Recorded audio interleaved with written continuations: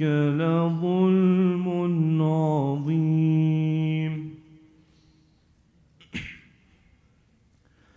ووصينا الإنسان بوالديه حملته أمه وهنا على وهن حملته أمه وهنا على وهن وفصاله في عامين أن اشكر لي ولوالديك إلي المصير.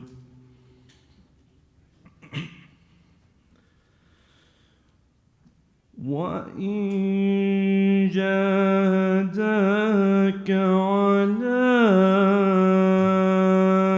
أن تشرك بي ما ليس لك به علم فلا تطعهما وصاحبهما في الدنيا معروفا واتبع سبيل من أناب إلي ثم إلي مرجعكم فأنبئكم بما كنتم تعملون.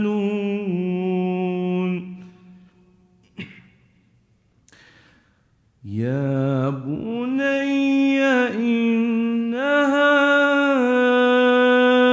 إن تك مثقال حبة من خردل فتكن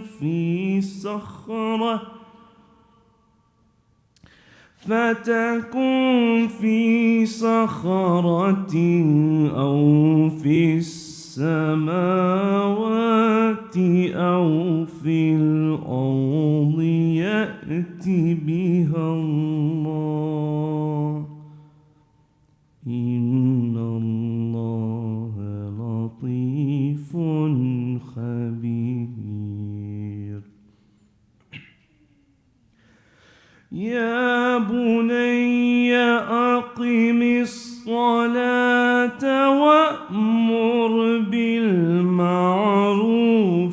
وانهى عن المنكر واصبر على ما أصابك إن ذلك من عزم الأمور. ولا تصعر خدك للناس ولا تمش في الأرض مرحا إن الله لا يحب كل مختال فخور. صدق الله العلي العظيم. الفاتحة تسبق الصلوات على محمد وآل محمد.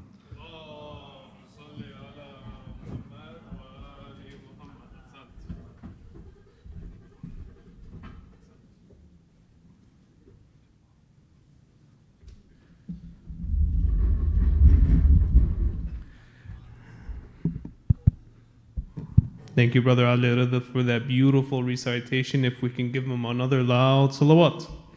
Allahumma salli ala Muhammad wa ali Muhammad.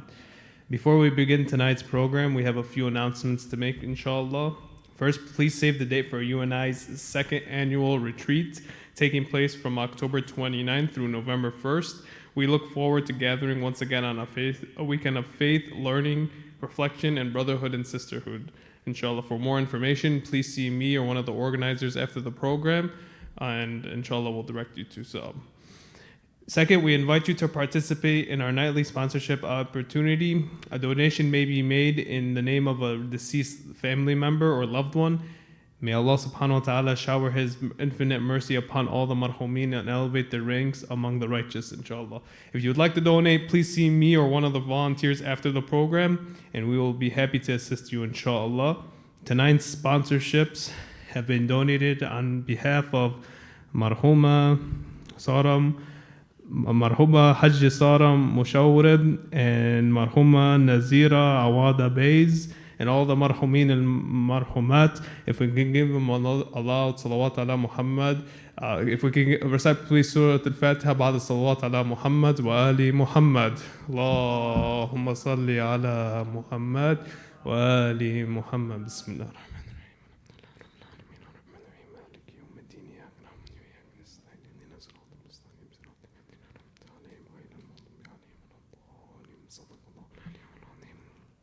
Thank you.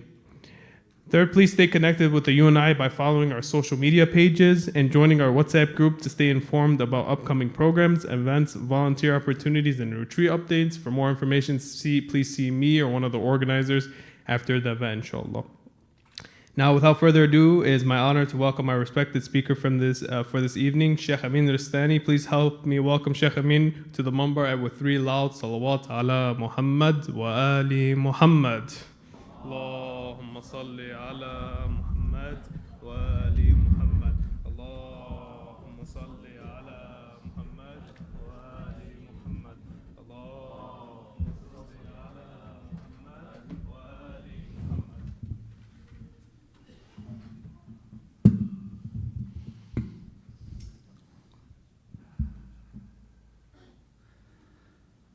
أعوذ بالله من الشيطان الرجيم. بسم الله الرحمن الرحيم. الحمد لله رب العالمين والصلاة والسلام على سيدنا ونبينا وحبيب قلوبنا وشفيع ذنوبنا أبي القاسم المصطفى محمد. اللهم صل على محمد وعلى أهل بيته الطيبين الطاهرين واللعن الدائم على أعدائهم أجمعين. So far, what we've been speaking about, just to go over some of the important points in my eyes in regards to the past few nights. We talked about how Allah subhanahu wa ta'ala wants to make sure that our perspective is right. This perspective on Him and His involvement in this world, in our lives, in our affairs. As I said, if this perspective doesn't get fixed here, inshallah in Qiyamah it will get fixed. Okay, for the good people and the bad people, everyone will see that everything actually was belonging to Him. He had power over all things. He had sovereignty over all things. Yeah, on the Day of Judgment, it says that on that day they see أَنَّ الْقُوَّةَ لِلَّهِ جَمِيعًا, that all power belongs to Allah. Not that Allah is changing on the Day of Judgment, but rather we are changing. We are growing. Now there are some people who, through their righteousness, through their following the guidelines of the chosen ones of Allah, they reach a point where their perspective in life has changed before even Yawmul Qiyamah. Have you all heard of the famous saying that says, Mutu qabla an tamutu? It's a famous saying. Die before you die. Have you ever heard of that one? Die before you die. What can that mean? Now, die before you die. Well, usually what they'll say is that there are certain things that a person will experience and gain of knowledge and experiences after death. Some people, they will gain that in this life. When a person dies, their eyes open up to a lot of realities that they were oblivious to before. Yeah, the Quran says when a person dies that وَكَشَفْنَا عَنْكَ لَقَدْ كَشَفْنَا عَنْكَ غِطَاءَكَ. In Yawmul Qiyamah, it says that this person, they will tell them, we have lifted the veil from your eyes. فَبَصَرُكَ الْيَوْمَ حَدِيدٌ. Today your eyes are sharp. In other words, you're seeing the reality of things. There are things that we're going to see, experience, realizations, actualizations of certain potentials that will happen after death only, when we shed this physical material body. Okay? This material body brings about restriction for us. When we shed it, yes, we have freed ourselves to an extent. And because of that, we have access to certain realities that we didn't have access to before, when we were alive in this world. There are some who, they reach a point where those things that they were going to see on the other side, those realizations they were going to have on the other side happens for them before they've passed away. In other words, that which has to do with the afterlife for them is now shifted to the dunya for them. Mutu qabla an tamutu. Die before you die. Not that you actually die, but in reality the things that will come, that death comes with, the baggage it comes with, the good baggage that it comes with, for some people it even happens before they die. Okay? These are those realizations, perspectives that get fixed and are more accurate. Allah subhanahu wa ta'ala, it seems, throughout our lives is constantly trying to wake us up through all the different things that happen to us, through all of the hardships that we might go through. Sometimes there are some tests that He will put us through. One of the things that we're getting out of it, not just our sins being forgiven or things like that, but we are going back and revisiting our perspectives on things. Those of you who are younger, you're younger. Those of you who are older, yeah, you can sometimes, testify to this and say that, yes, when I was younger, I looked at things a little differently. Now that I've gotten older, I look at them a little more differently. With age, yeah, comes this maturity, comes this better understanding of how life is and how Allah's relationship is with us in this life. Okay? Sometimes though, age doesn't help at all. The person is 70 years old, but they're still a child. We have 70-year-old children out there. We have 80-year-old children out there that just had their birthday recently. Okay? Who think this world is a game, as if they can get away with anything that they do to anybody. Yeah? Little do they know, these zalimeen that are out there. Anyway, we talked about this a little bit over those previous nights, and we reached this point where one of those things that really can fix our perspective if we understand it correctly and its functionality is dua itself. Okay? It's no joke that Imam Hussein alayhi salam in his final moments is doing dua, "Oh Allah, show me the way out." Imam Hussein, it's over. Yeah? It's over. Why are you asking Allah for a way out when you know that's not going to happen? Or we flip to the question, why are we sometimes doing dua for the salama, the health and soundness of our 12th Imam, when Allah is going to do that anyway and is going to protect him anyway? These questions come up because we don't have the right understanding of this whole concept of dua. Okay? Dua isn't just there so that it does what people do on Christmas, where they ask for something, they have a wish list, Santa magically sees it and knows what they want. Think about it. Santa has like ilmul ghaib or something. And so he fulfills, if you've been a good person throughout the year, he will fulfill your wishes. Dua is not like that. Dua, yes, obviously we're asking for things. Obviously we're hoping that we get that which we're asking for. And the way to get to that which we are asking for is dua. Yes.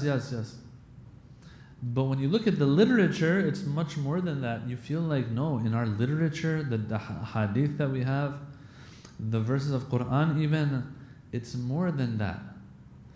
A person who wants Allah to look at them in a special way, yeah, does dua. Even if it doesn't get fulfilled, what they're after they don't get, it doesn't matter. Yeah? You have actually accomplished something which is an ibadah in and of itself. The Quran says, قُلْ لَا يَعْبَأُ بِكُمْ رَبِّي لَوْلَا دُعَاؤُكُمْ. This is very important. Allah says in the Quran, listen, if it wasn't for you all doing dua to me, who cares about it getting fulfilled or not? If it wasn't for you all doing dua, I could care less about you, as if.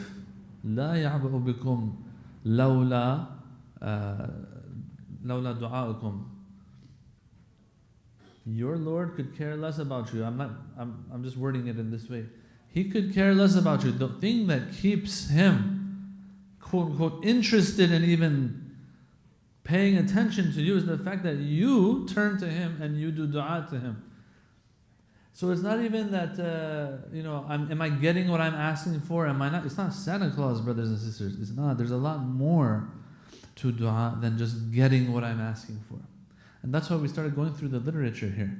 Imam Hussein on the day of Ashura, it says that he said that dua that I read yesterday. Ya muta'alil makan. O Allah, O the exalted, O the great. He praises Allah. Several lines in the end, he says, Oh Allah, show me a farajan wa makhraja. Show me a way out of this. Imam Hussein, there is no way out. Why are you doing dua like this? Answer, because your perspective of dua is wrong. Dua is not just, can I get something out of this? Dua means, a special, intimate connection with Allah. I don't care if I get what I want or I don't. Obviously, it'll make me happy. But acknowledging that even in this moment, Allah's the one that can help. We talked about how this dua also fixes your understanding based on the literature, where it told us that don't be shy to ask Allah, or don't hold back from asking Allah for the little things. Because in your mind you think the little things, you don't need Allah's power for it. It's only the big things that you need Allah's power for it. So I'm not going to ask Allah for the little things. I got the little things. No. The hadith said, Inna sahib al-sigar sahib al-kibar. The one who owns the small things is the one who owns the big things. In other words, don't think ever that you're independent. You don't need Allah subhanahu wa ta'ala, even for the small things. Okay? Think about it. You go to the restaurant.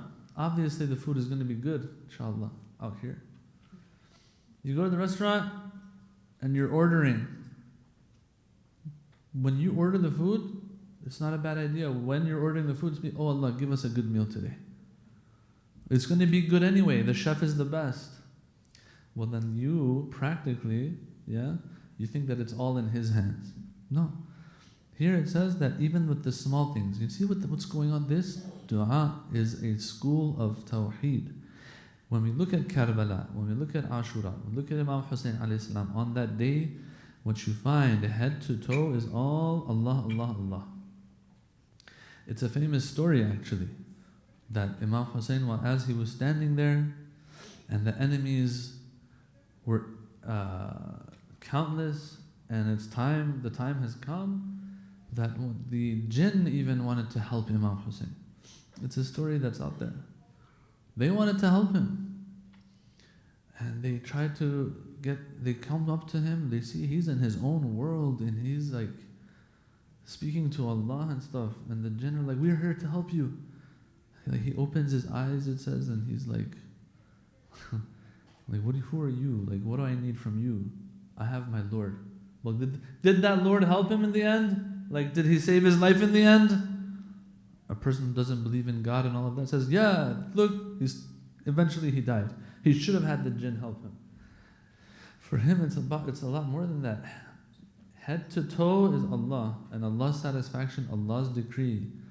Oh Allah, I do my part, but you do whatever you think needs to be done. Oh Allah, I will ask you to help me out of this, but if I don't get out of this, I don't care. This is perspective, brothers and sisters. You see, something as small as dua all of a sudden becomes a school of tawheed. So we were reading some of these ahadith, and we reached the ones that are talking about how it even undoes the divine decree of Allah. Qada and qadar undoes it. And so we've all heard that when Allah has decided something, it's going to happen for sure.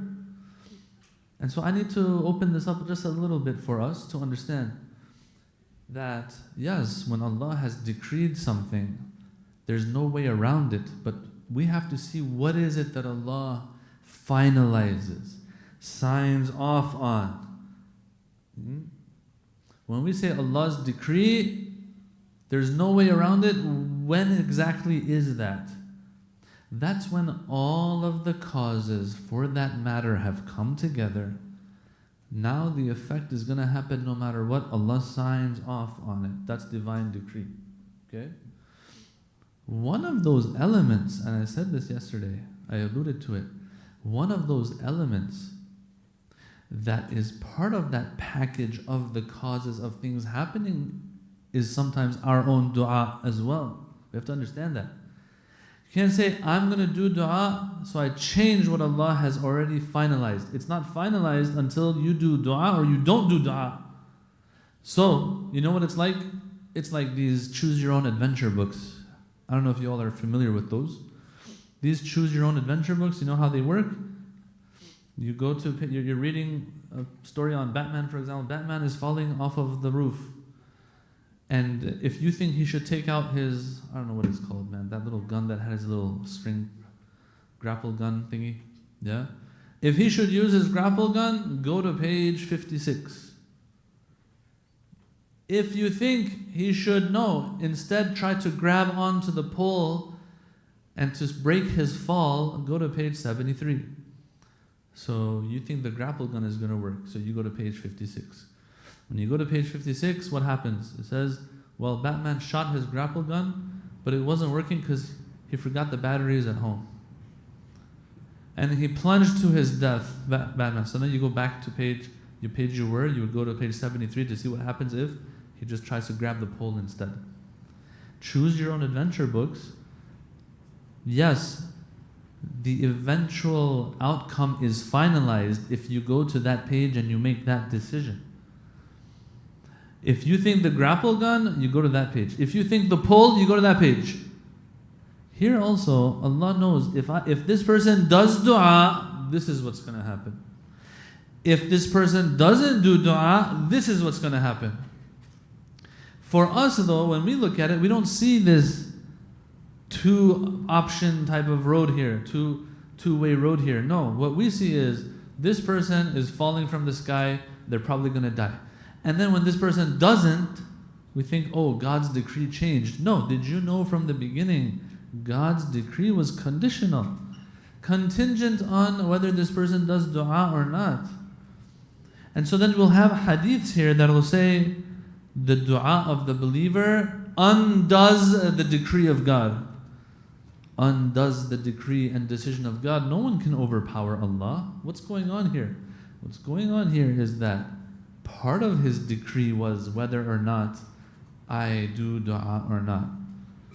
So yes, dua doesn't guarantee that everything is going to go the way I want to, but it can be. You see, when we go through these discussions, brothers and sisters, when we go through these discussions, what we're trying to see and understand is that not that there is no guarantee for anything, but there are some things that can contribute to things going the way I would like. So I will take a shot at them. Here it says, in the hadith, it says, إِنَّ الدُّعَاء يَرُدُّ مَا قَدْ قُدِّرَ وَمَا لَمْ يُقَدَّرْ. That the Imam said, that which has been decided on and that which has not been decided on, both of them dua affects. And then this person asks, okay, I understand if God has actually decreed something and then we do dua against it and it undoes it, I can understand that. But what does it mean? It undoes that which has not even been decreed yet. The Imam says, hatta la yakun. That means that he says that what is meant by that is that dua doesn't even let the decree even come about to begin with, if Allah hasn't decreed it yet. Okay? That's the power of this dua. You are acknowledging with your dua that Allah subhanahu wa ta'ala is in charge of everything. Okay? He sees that, okay, this person is understanding this. And so if things change from what they were supposed to become, this person will know it was me. They won't think it was something else. Alright, this person has passed the test. إِنَّ الدُّعَاء وَالْبَلَاء لَيَتَرَافَقَانَ إلى يوم القيامة. Guys, we gotta understand. There's a reason why we're in this world, okay? There's a reason why we're here.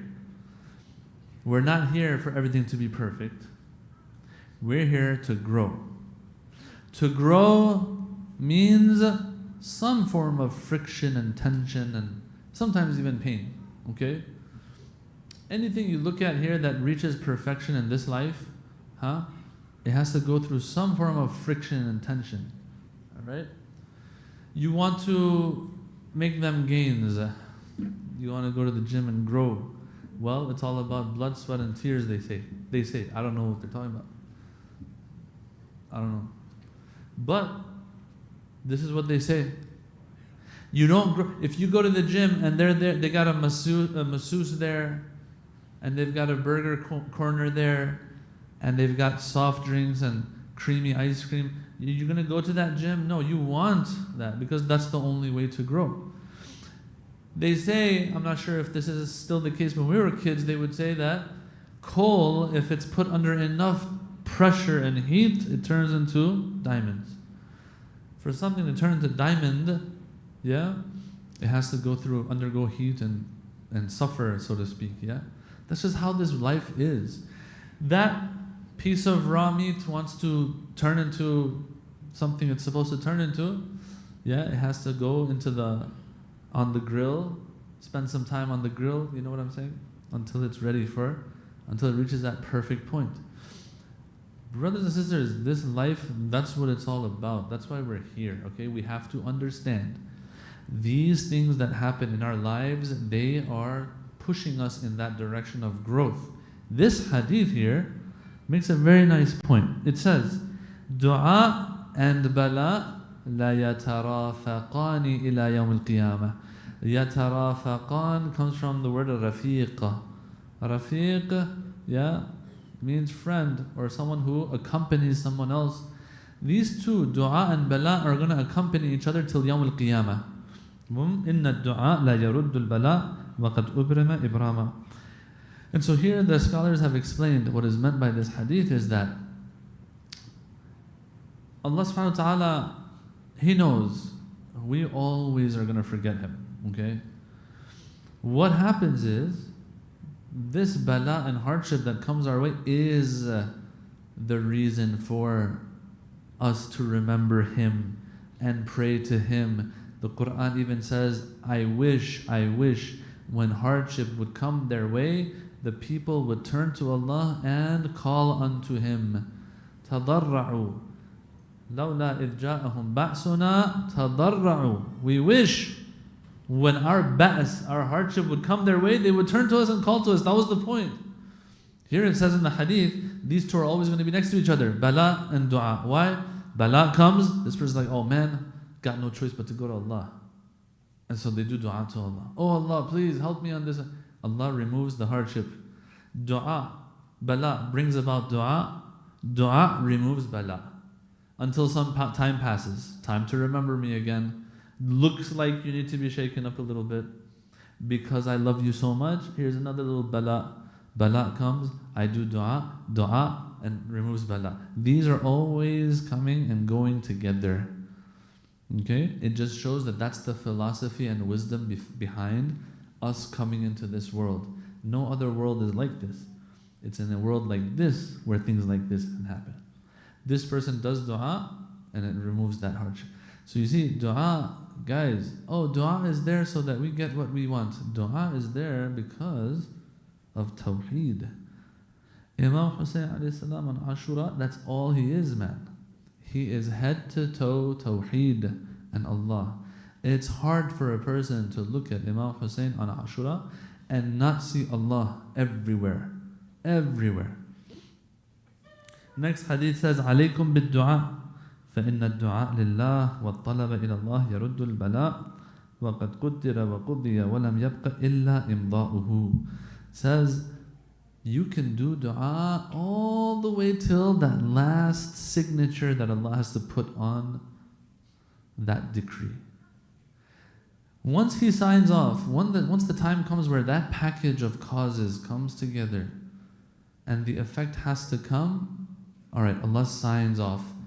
Is your dua in there or not? It's not in there? Okay, then I'm signing off. Once he signs off, okay, it's over. Once he signs off, it's over. But you have all the way till then to add this element. Isn't that actually pretty cool? Someone calls you up from, I don't know, one of these big companies. They're like, sir, madam, we've decided that we're not going to make any big decisions until we've heard from you. Like, I don't know, what's a good company? Ford? Ford calls you up, they're like, you are that important that we are going to make sure whatever big decision we want to make, if you have anything to say about it. Now, there isn't 100% guarantee that we're going to do it your way, but we're going to give you a call for sure to see what you think. It's as if Allah is saying this. It says that when I want to sign off on things, I'll take one more look. Does this person have a dua here or not? If they don't, or if they do, then I'm going to sign off accordingly. That's what it is. That's such an honor for us that Allah even cares about running things by us as if. It won't guarantee it, but He'll still see what we have to say, and sometimes it'll work. Why not? So now we move on to some of these other hadiths we have. So that was regarding the decree of Allah subhanahu wa ta'ala and what an effect it can have on that. Now I'm going to go a little bit faster. It says here that if إذا ألهم أحدكم الدعاء عند البلاء فاعلموا أن البلاء قصير. When you are befallen by a bala and hardship, and in that moment you remember to do dua, take this as a sign. This is pretty interesting. Take this as a sign that that bala is not supposed to be long, inshallah. Guarantee? As I said before, no guarantees. But this can be a sign that it's going to be short. In other words, there are some balas out there. The only reason it's there is so that you do dua. Think about it. It's not always the case, but 1 out of 10, 5 out of 10 cases, it might be that. And so we will do whatever we can. Why not? Dua doesn't cost money, just FYI. Okay? Dua does not cost money. Dua is free. As I said, you're about to go out with your friends. As you're stepping out, oh Allah, make this a good night. Make this a fun night. Okay? To that extent, what's wrong with that? We throw as many du'as out there as we can. Alright, another very important one, another very important sub-chapter that we have in regards to dua is this one. Is that at-taqaddum fi dua. Taqaddum means, to be early on things. Not to wait till last minute. What's going on? You'll see once we start reading. It says, "Man taqaddama fi du'a, ustujiba lahu idha nazala bihi al-bala. Wa qalat al-malaika sawtun ma'roof." There, it says that if a person does dua before bala even comes, okay? Once that bala does come, this person's dua that they've done before can be answered. And what happens in the cosmos? What happens in the heavens? It says the angels, they say, because they've heard this person's voice before, okay? It's not just that, oh, I need something and I do dua. No, I do dua always for the tawheed that I get out of it. And because of that, it says the angels now, this voice is familiar to them. And so when this person is doing dua because they actually need something, it's answered. Why? Because they recognize this person's voice. Okay? So dua, it has this functionality of putting the cosmos in line with my will. Think about that. How much more Allah has to bless us, and honor us, although we're nothing special actually. وَمَنْ لَمْ يَتَقَدَّمْ فِي الدُّعَاء لَمْ يُسْتَجَبْ لَهُ إِذَا نَزَلَ بِهِ الْبَلَاءُ وَقَالَتِ الْمَلَائِكَةُ إِنَّ ذَا الصَّوْتَ لَا نَعْرِفُهُ. But when you wait till that last minute, when something happens, now of course it's still better than nothing, but it says that these angels are going to look at each other like, what's that noise? Who's that voice? We don't know who that is. We don't recognize. This is a figurative way of Allah saying that, look, you got to be on the team. Right? You got to go back with us a little bit. You know what I'm saying? Right? We got to be buddies a little bit. Just don't wait till that last minute. Why? Because then when that happens, I just look at Allah as, just a tool. That only when I need something, I'll go to them, to Allah. No. When you're fine, do dua for the little things as well. Just make sure your voice is heard up there and it's a familiar voice. Why? Because that can also have an effect. That can also have an effect. It shows Allah and the angels that you don't go just for when you need something. No, all in all, you acknowledge that He's the greatest. And because of that, that has its effect. من تخوف من بلاء يصيبه فتقدم فيه بالدعاء لم يره الله عز وجل ذلك البلاء أبدا. If a person is worried for and afraid of a bala that might befall them, it happens a lot. Where, I'm pretty sure you guys have the same thing too. You're in your 20s, you're all healthy and stuff. And you see that one of your friends or someone out there, whatever, that's like your age, has to be on crutches for the rest of their life. Because something happened to them, it was an accident, whatever, they fell from somewhere and now they don't have proper legs to walk on, for example. I don't know. It's something that doesn't happen to everybody every day, no. But it says that here in the hadith, it says if you're worried about something, right? When something like this has happened to somebody else, for example, you're worried about it, why not just do a dua right there on the spot? Oh Allah, man, this is such a bad thing that this person has. May Allah give them patience. But oh Allah, don't ever put me through this. It says do that. Do that. If you do that, what happens is, it says that most probably you're not going to suffer from that thing. Yeah? When we look at, for example, I'll see somebody walking with a cane, they're in their 70s or 80s. I'm like, oh Allah, I don't want that, I want to be able to walk when I'm 70 or 80. Allah was probably going to tell me, though, then go on a diet first. Yeah, so we got to do our part as well. You know what I'm saying? That is also. But it says, if you're afraid of it, do dua before it comes. إن الدعاء في الرخاء يستخرج الحوائج في البلاء. Wow. Dua during times of ease, gets you what you need in the times of hardship.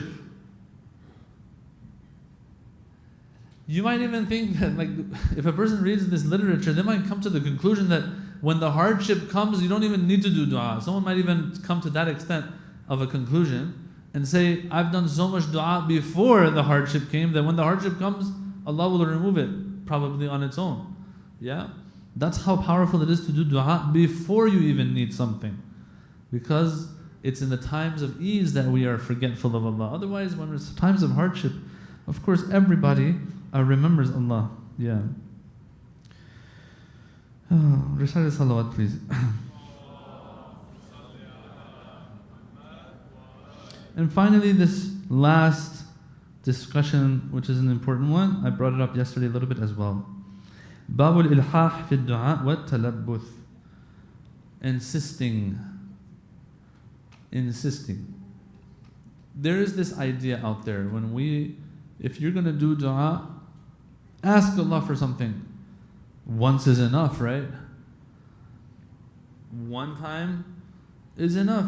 Because if Allah wants it for you, that one time, okay, He heard you, He has power over all things. You don't need to insist anymore. As a matter of fact, some people say this. If you were to insist too much, then Allah might give it to you, although it wasn't good for you. Be careful. Don't insist. Don't insist. And you know what? I'm going to be honest. This does make sense. Yeah? But the problem is we are comparing Allah with normal people. Right? A mother or father, sometimes when their child will insist too much on something that's not good for them, Mom, Nintendo Switch. Eventually what happens? She gets it for them. I don't know, Nintendo Switch, I'm not saying it's a bad thing necessarily, I'm just giving an example. Give me, mommy, I want this, I want this. No, this is gonna like not let you do your schoolwork properly. No, I want. Eventually, she gets it for him. Yeah? So that he can stop asking so much, number one. Number two, although it's not good for them, but there's a bigger problem now. This kid is just so annoying. I need to stop them from talking so much, from asking so much. So she gets it for him. Yeah? The problem is that we will sometimes compare Allah to ourselves. That be careful, don't ask Allah too much for something because you don't know, it might be bad for you. Well, if it's bad for me and I ask 100 times, and Allah, if Allah doesn't want to give it because it's bad for me, He still won't give it. What do you mean? Why is it that if something is bad for me and I ask for it once, Allah won't give it to me because it's bad for me? But if I ask 100 times, He'll eventually give it to me, even though He knows it's bad for me. He's not like that mom who just wants to get it done and over with. No. If Allah doesn't give it to me when I ask once because it's bad for me, He still shouldn't give it to me, even if I ask 100 times. We're comparing Allah to ourselves. That's the problem. Otherwise, when you look in the literature, it says the exact opposite of this notion. That if you insist, sometimes Allah gives it to you. And He likes that. Why? Why does He want me to insist? Because the more you don't give up, the more you understand that He is the real one I should be asking. The more that standard is being, or that goal is being achieved that we had for dua in the first place, which is to understand Allah is the one who is in charge of everything. The fact that when I ask once and I don't go elsewhere, yeah, or I ask once and I just leave it at that, yeah, and I keep going again and again, shows that I know it's Him. I really know it's Him. That's why I'm going to keep asking Him. Why does that child keep asking mom again and again and again? Why? Because child knows ain't nobody else going to buy me that toy. Correct? That's why child keeps insisting to mother. This is an acknowledgement of actually the lordship of Allah subhanahu wa ta'ala, this person insisting and not letting go. Yeah, just be careful, guys. A little parenthesis I'll open up here. Just be a little careful that you don't ever say, Allah, oh Allah, I don't care, good or bad, give me this thing. That's a different story. Or you insisting is because you don't even care if it's good or bad. You want it anyway. That is a different story. Sometimes in these cases, Allah gives maybe, why? To show that, look, I knew better and this needs to teach you a lesson. No, but if you really feel like, no, there's only khair in this for me, then insist. Who says? Like tons of hadith say. What else do we need? Babul ilhad, there's a whole subchapter for this. It says, سمعت أبا جعفر يقول والله لا يلح عبد مؤمن على الله عز وجل في حاجته إلا قضاها له. That there is not anyone out there, he says, Imam al-Baqir, that will insist on something from Allah that eventually Allah doesn't give it to them. إن الله عز وجل كره إلحاح الناس بعضهم على بعض في المسألة. Here it says, Allah doesn't like it when people insist on things when it comes to themselves, between themselves. So like I tell the brother, please, can I have your subha? Please, can I have it? Can I have it? Can I have it? And he keeps saying no. It's not that nice, by the way. Right? It says Allah doesn't like this. Kariha. It's makruh, meaning it's not something that He likes. But guess what? وَأَحَبَّ ذَلِكَ لِنَفْسِهِ. But He loves it when it comes to Himself. Allah likes it when we insist. And we don't give up and ask Him again. إِنَّ اللَّهَ عَزَّ وَجَلْ يُحِبُّ أَن يُسْأَلْ وَيُطْلَبْ مَا عِنْدَهُ. Allah loves it. Allah loves to be asked. Now someone might say, what is wrong with Allah? Na'udhu billah. What is wrong with Him? Why did He want to give us such trouble? Guys, we have to understand Allah has a goal. And that goal is our ultimate felicity. Infinite, eternal felicity. And Allah knows the only place that we can get that is from Him. He loves us to go to Him, not because He needs us to go to Him or He wants to satisfy Himself somehow in this way. No. He gets so happy that we understand it's all there, only there, and we just keep going there. Because the goal He has for us and our pleasure in the hereafter, is what He's after. That's the goal, and it only happens through this, through us getting closer to Him. And so right here it says He likes it. He likes people to come and beg Him, not because He's got problems, astaghfirullah. No, but because He knows this is the only way we're going to get the ultimate felicity, through getting closer to Him. Okay? I'll read one or two more and I'll end. It says here, رحم الله عبدا طلب من الله عز وجل حاجة فألح في الدعاء. May Allah have mercy on the one who asks Allah for a haja, asks Allah for something, but then keeps insisting again on it. Yeah? You insist. If it's bad for you, He still won't give it. You really want to be on the safe side, say, oh Allah, I really want this, but if it's bad, don't give it to me. And then say this 100 times. Yeah? Some people acting like they're cousins with God or something. Yeah, say it once, but don't say it too much, because He might just give it to you if it's not good for you, and that's not good. Like, do you know how Allah works? The literature says otherwise. And so we have in our du'as, have this famous du'a. It says, Allahumma ya man la yashghaluhu sam'un an sam' wa ya man la tughalituhu kathratul masail ya man la yubrimuhu ilhahul mulhin. Oh, the one who, the fact that people insist and all of that doesn't cause problems for Him. You insist, brothers and sisters, and then leave the rest to Him. And finally, Inna Allah tabarak wa ta'ala يعلم ما يريد العبد إذا دعاه ولكنه يحب أن تبث إليه الحوائج فإذا دعوت فسم حاجتك. Finally, we have this one. Don't wrap it all up, like have like 15, 20 du'as that you have and be like, oh Allah, you know what I want. I've already thought about it before. Just give me all of that. Okay? It says, no. Go into detail. Go into detail when it comes to these things. Talk to Him like a normal person, as if, this is my wording though. List it all out. Allah, oh Allah, give some time, man. There's some lazy people out there, they'll be like, oh Allah, you know what I want, give it to me. I mean, even that's better than nothing, obviously, but it says Allah likes it when you actually list things.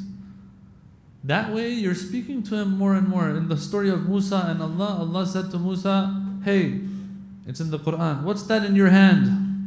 Oh Musa, what are you holding in your hand? And he was holding his staff, right? He could have just said, oh Allah, it's a staff, but Musa went into detail. Oh, this is my staff. أَتَوَكَّأُ عَلَيْهَا. I lean on it. I use it to knock down leaves for my livestock. I do other things with it. But bro, you're talking to Allah subhanahu wa ta'ala. You don't need to say all these details. Allah already knows. But here, our scholars have said that Musa is taking pleasure in his conversation with Allah subhanahu wa ta'ala. And so he's prolonging it by getting into details. He doesn't have to, but Allah subhanahu wa ta'ala, speaking with him is special. And so prolong it a little bit. After your prayers, brothers and sisters, when it's raining, in these blessed times, are times to do dua. When we are being oppressed, we have certain sayings by the Imams that gives you this feeling that a madloom's dua really goes up and reaches Allah. These kinds of times that we are in, we go into detail, we do dua, and we understand that dua is a tool for tawheed for me. Not just getting what I want. Yes, if I get what I want, alhamdulillah. If I don't get what I want, in Yawm al-Qiyamah, I'll see that I still got what I wanted. And that was Allah actually, and I didn't know. Walhamdulillah Rabbil Alameen. Wa sallallahu ala Sayyidina Muhammad wa alihi at-tayyibin at-tahirin salawat.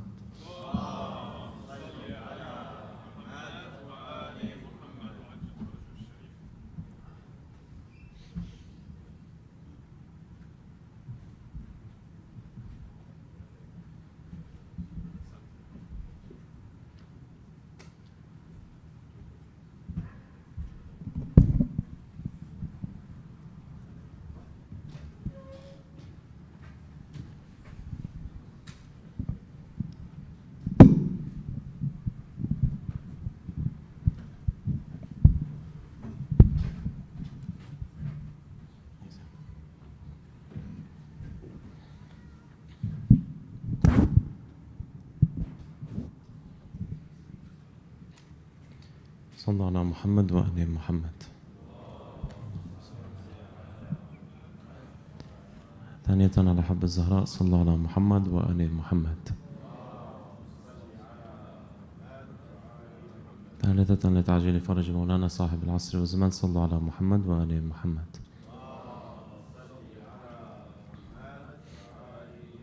Reminder every night inshallah that we use these tears for Abu Abdullah al-Hussein alayhi salam to reform ourselves, to make us change in a way that Allah wants us to change, to be used as a door to reform ourselves through these blessed nights, to gain closeness to Allah, to understand what Allah wants from us, to have more ma'rifah of our faith and what Ashura is, inshallah, to translate that into helping the cause of Allah and Sahib al-Asr al-Zaman.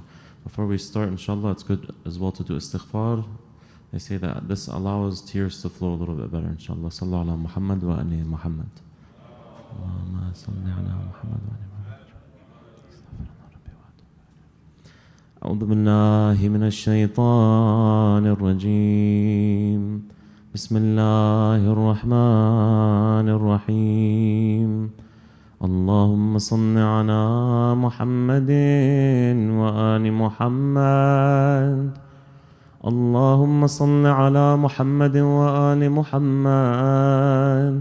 صلى الله عليك يا رسول الله. صلى الله عليك يا أبا عبد الله. صلى الله عليكم يا أهل بيت النبوة وموضع الرسالة ومختلف الملائكة. May Allah's peace and blessings be upon you, our beloved Holy Prophet, and the Ahlul Bayt. It was in your homes that Allah blessed us with guidance and revelation, and upon you descend the angels day in and day out. Sallallahu alayka ya Aba Abdullah. Sallallahu alayka ya Madlum. Sallallahu alayka ya ayyuha ash-shaheed fi Karbala. May Allah's peace and blessings be upon you, our beloved Imam al-Hussein, our beloved oppressed Imam. The Imam was slaughtered by the shores of the Euphrates while his mouth was dry of thirst. Everybody together. Ya Habibi, Ya Hussein, Nur Aini, Ya Hussein, Ya Habibi, Ya Hussein, Nur Aini, Ya Hussein. Our beloved Hussein, light of our eyes, Hussein. Ya Rahmatullah al-Wasi'ah, Hussein. Vast mercy of Allah, Hussein. On this night we remember the first of the Shuhada, the one who left this world before the Imam even arrived in Karbala, the cousin of the Imam, the ambassador who went to Kufa to gather the supporters, Muslim ibn Aqil. Sallallahu alayka ya Muslim. We testify, ya Muslim, that you did what you could and what was in your capacity to help the Imam of your time. May Allah reward this blessed poet who wrote the following lines. I am Muslim and I have a pledge with Hussein to gather support and topple a tyrant's reign. They wrote to us of this tyranny they'd complain, forbidden on us to from requests abstain. O angel of death, when for any soul you call, they answer you at your feet, even tyrants fall. Whereas I'm left, no assistance left me them all. all. And as upon my head calamities fall, I walk alone, no supporter from street to street. The angel of death calls out, Muslim, your death greet. I feel the clutch of failure upon my heartbeat. Because of me will Hussein face a harsh defeat. It may be so that with martyrdom I'm fated, but my reply, my master Hussein's awaited. By the picture of Hussein killed I am haunted, and so by your coming, O death, I'm taunted. Sallallahu alayka ya Muslim. Brothers and sisters, imagine you're in the position of Muslim ibn Aqil. He was sent by Abu Abdullah to the Kufans who had sent letters committing to follow the righteous leadership of Abu Abdullah. They say that there were thousands of letters sent to this Imam. Muslim wanted to see if they were truthful and loyal to this Imam al-Hussein. He spoke to the people of Kufa. Group after group they joined. They joined with Muslims. Some narrations say that even 30,000 people gathered around him. They pledged allegiance to him, and then they were ready to follow him. Muslim, being confident in the support of the Kufans, sent a letter to Imam al-Hussein saying, Ya Abu Abdullah, I testify these people are loyal. 30,000 have pledged allegiance. They are waiting for your lead. Time goes by after the letter is sent. Then Imam al-Hussein gradually makes his move from Mecca towards Kufa. It is said that tens of thousands prayed behind Muslim ibn Aqil in the mosque. In the mosque of Kufa, a man dressed like Imam al-Hussein, they say at a time, walked in with a group of followers. The people thought the Imam had arrived. They rushed to meet him, kiss his hands and swear allegiance. Just when the people were gathered, the man removed his veil, and it was none other but Ubaydullah ibn Ziyad, the cruel governor of Basra, who had impersonated and deceived them. He was sent to see how the people would react, thinking that Abu Abdullah was coming. Ibn Ziyad issued an order proclaiming that anyone assisting or even found associating or speaking to Muslim would be killed. These people were frightened, so they slowly began to disappear from Muslim one by one. When Muslim had finished the Isha prayer, it is said that only a few of those thousands of people remained behind him. Imagine how many people had left at one time. Imagine being with Muslim on the last night before he was taken captive. He had a strong following in the Masjid of Kufa. And now he was all alone. He was a complete stranger, a gharib walking through the streets of Kufa with no place to go. No one even dared to invite him to stay because they feared being seen or exposed to Ibn Ziyad. Imagine yourself being in the same shoes as Muslim. What a lonely man this man was in the streets. He stopped at an old lady's house and sent his salams. Her name was Taw'a, they say. She exchanged her salams and he said, O woman of Allah, would you give me a drink of water? She gave him the water, went back into her home. Taw'a then realized he was remaining at the doorstep. She asked him, she told him, it is not appropriate for you to be sitting here at my door, O man. Go back to your family. Do you not have a family? Muslim thought to himself, and his heart filled with grief in that moment, O woman of Allah, I have no family. I have no supporters. The old woman questioned Muslim. She found out who he was and gave him asylum as she loved Amir al-Mu'mineen alayhi salam and his family. When she learned who he was, she invited him in. She offered him shelter for the night. She gave Muslim food and water and took him to a room where he spent the night. Taw'a's son, a time where her wretched son had come into the house. His name was Bilal. He was a soldier in Ibn Ziyad's army. He heard that Ibn Ziyad was offering a reward for those who can give information to take Muslim in where the whereabouts of Muslim ibn Aqil was. He eventually finds out that Muslim ibn Aqil is the one in the house. He calls the authorities to receive the reward. It is said soon enough, many hundreds of men came to the house. 300 of Ibn Ziyad's men quickly came to ambush Muslim. This brave warrior of Banu Hashim fights from all directions. And even across the rooftops of Kufa, they say, Muslim is not going to give in at such a crucial point in time, even if he's all alone. Some narrations say Muslim had killed a large number of the men by himself.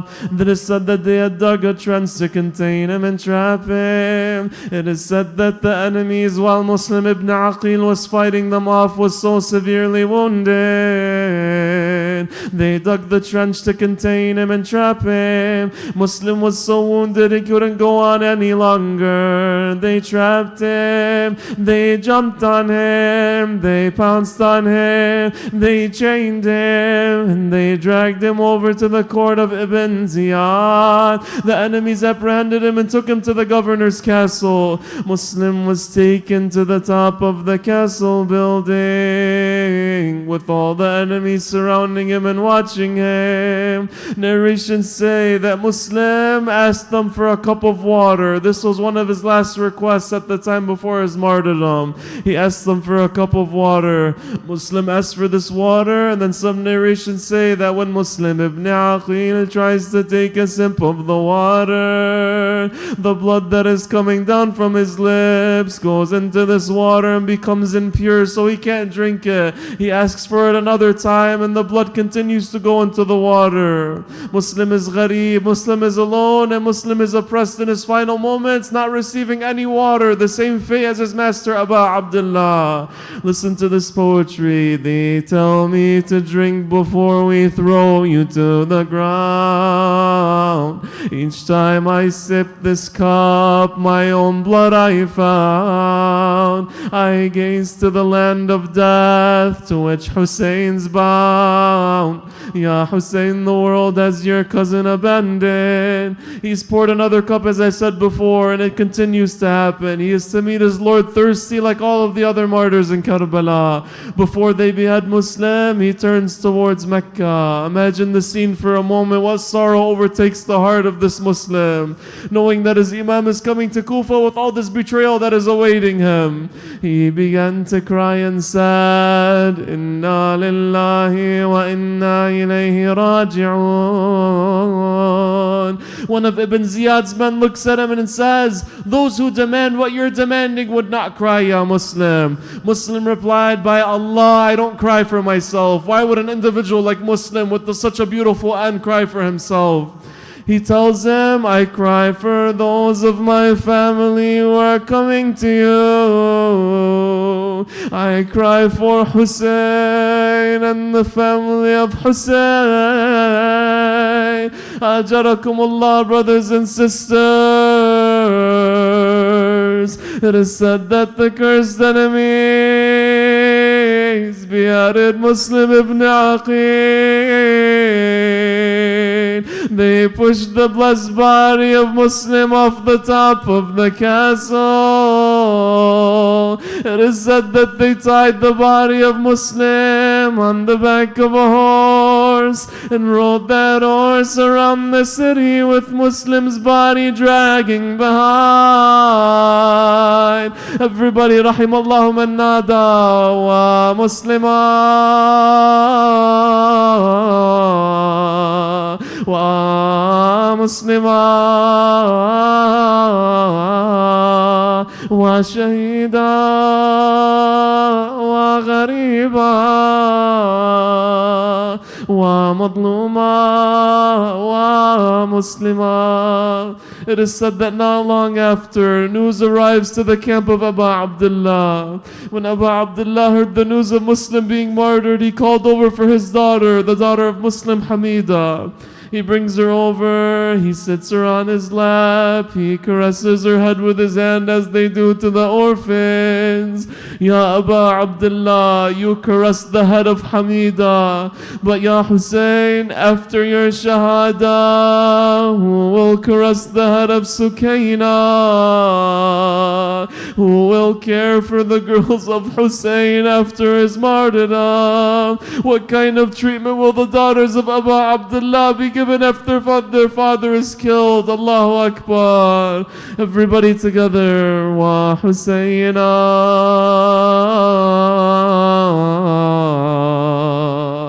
wa Husayna wa ghariba wa shahida wa madluma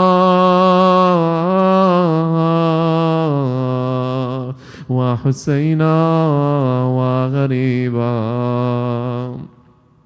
إنا لله وإنا إليه راجعون. لا حول ولا قوة إلا بالله العلي العظيم. To Allah we are from, and to Him is our return, and soon the oppressors will know what change their affairs will take, and the end times will be for the righteous.